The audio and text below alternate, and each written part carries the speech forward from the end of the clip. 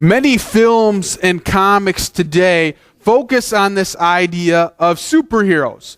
And when I was about the Slish Kids age, I remember one of my favorite things was to hear about these superheroes. I like to watch the TV show. I wasn't so much into the comics, but I'd talk to my friends about which superhero was the best. And one of my favorites happened to be from the X-Men series, this guy named Cyclops. And Cyclops had this photonic beam that he could fire from his eyes. And that was the coolest thing. I thought that was so awesome. And if you'd ask kids today if they could have any superpower, some might say, well, I'd like to fly. Some would say, I'd like to be able to turn invisible. Others might say, I might like to have X-ray vision. Why would you want X-ray vision? Well, I can see through walls. Then I can see anything. I can see whatever I want, whenever I want. I can do whatever I want because I know what's happening all around. And then I can see into my Christmas presents before my parents even know what they bought. Well, we talk about this X-ray vision and how wonderful it would be to have X-ray vision. But in reality, God's vision is stronger than any X-ray vision that we could even think about. God can see into our lives. God can see into our heart. God can perceive more than we could ever imagine. And in our story today, we see God's vision come just a little bit clearer and in more focus than in other points in the Bible in this experience of Samuel. So in our scripture today, we're going to learn lessons based on God's vision. First, God's vision focuses on the future. Secondly, God's vision calls us to not fear anything. And finally, we have to stop making snap judgments. Let's read our scripture together. It's 1 Samuel chapter 16, verses 1 through 13. Hear these words from the book that we love. The Lord said to Samuel, "How long will you mourn for Saul, since I have rejected him as king over Israel? Fill your horn with oil and be on your way. I am sending you to Jesse of Bethlehem. I have chosen one of his sons to be king." But Samuel said, "How can I go? Saul will hear about it and kill me." The Lord said, "Take a heifer with you and say, I have come to sacrifice to the Lord. Invite Jesse to the sacrifice, and I will show you what to do. You are to anoint for me the one I indicate." Samuel did what the Lord said. When he arrived at Bethlehem, the elders of the town trembled when they met him. They asked, "Do you come in peace?" Samuel replied, "Yes, I come in peace. I have come to sacrifice to the Lord. Consecrate yourselves and come to the sacrifice with me." Then he consecrated Jesse and his sons and invited them to the sacrifice. When they arrived, Samuel saw Eliab and thought, "Surely the Lord's anointed stands here before the Lord." The Lord said to Samuel, "Do not consider his appearance or his height, for I have rejected him. The Lord does not look at the things man looks at. Man looks at the outward appearance. The Lord looks at the heart." Then Jesse called in Abinadab and had him pass in front of Samuel. But Samuel said, "The Lord has not chosen this one either." Jesse then had Shammah pass by. But Samuel said, "Nor has the Lord chosen this one." Jesse had 7 of his sons pass before Samuel, but Samuel But Samuel said to him, "The Lord has not chosen these." So he asked Jesse, "Are these all the sons you have?" "There's the youngest," Jesse answered, "but he is attending the sheep." Samuel said, "Send for him. We will not sit until he arrives." So he sent for him and had him brought in. He was ruddy, with a fine appearance and handsome features. Then the Lord said, "Rise and anoint him. He is the one." So Samuel took the horn of oil and anointed him in the presence of his brothers. And from that day on, the Spirit of the Lord came upon David in power. Samuel then went to Ramah. Here ends our reading together. 2 longtime friends kind of get together once a month to reminisce about the good old days when they were younger.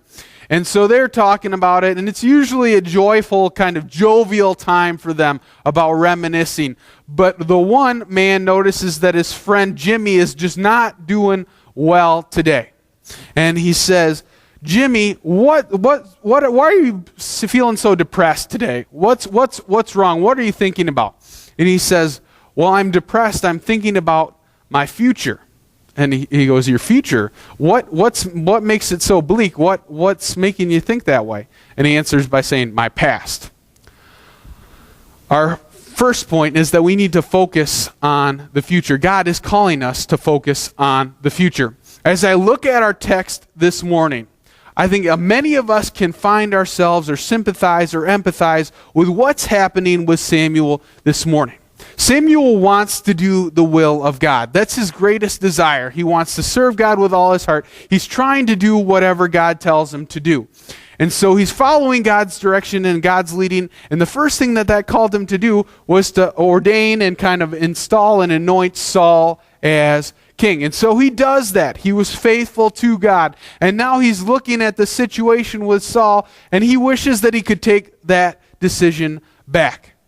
Saul kind of makes decisions, and he messes up some things, and he offers some sacrifices to God that are not proper, and he rejects the word of the Lord, and ultimately the Lord rejects him. And so Samuel is tearing himself up inside with guilt, with grief over this. We see it in 1 Samuel 15:35. It says, and Samuel did not see Saul again until the day of his death, but Samuel grieved over Saul, and the Lord regretted that he made Saul king over Israel.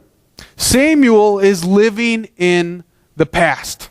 He's focused on the past, and in fact, he's focused so much on the past that it's handicapping him for the future. He isn't doing anything else. He's saying, oh, I wish I wouldn't have anointed Saul in the first place. I wish I wouldn't gotten stuck in that mess. And how many times do we say that about situations that we find ourselves in? We make a poor decision and we say, well, I wish I could have taken that back. It just exploded like a bomb went off there.